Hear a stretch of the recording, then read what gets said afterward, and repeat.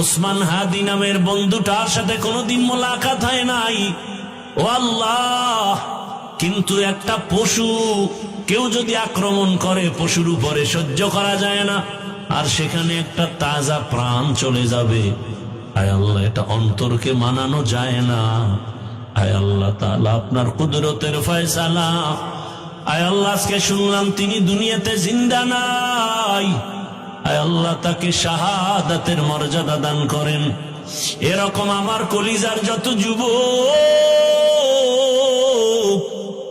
তাদের নিরাপত্তার জন্য আপনি কুদরতের দরজা খুলে দেন রে আল্লাহ। আমার যুবকদেরকে দিনের খাদেম বানায় দেন। আয় আল্লাহ, প্রত্যেকটা যুবকের দেশের জন্য আপনি ঢাল বানায় দেন। আয় আল্লাহ, কত যুবকের কথা শুনলে কলিজাটা ঠান্ডা হয়ে যায়। আমরা দিনের কাজ করি, দেশের কাজ করি, জনগণের পেছনে খেদমত করি এক লাইনে, আর আমার যুবক বাবারা কিছু আছে তারা ভিন্ন লাইনেই দেশের জন্য কাজ করেন, জনগণের জন্য কাজ করেন। আয় আল্লাহ, দেশের দরদি, জনগণের দরদি, দ্বীনের দরদি যারা, কুদরতে তারা তাদের হেফাজত করেন। আল্লাহ, আপনি ছাড়া আমাদের আপন কেউ নাই,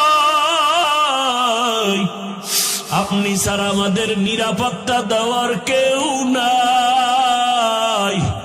হায় আল্লাহ, ফেরেশতার দ্বারা নিরাপত্তার ব্যবস্থা করে দেন আল্লাহ।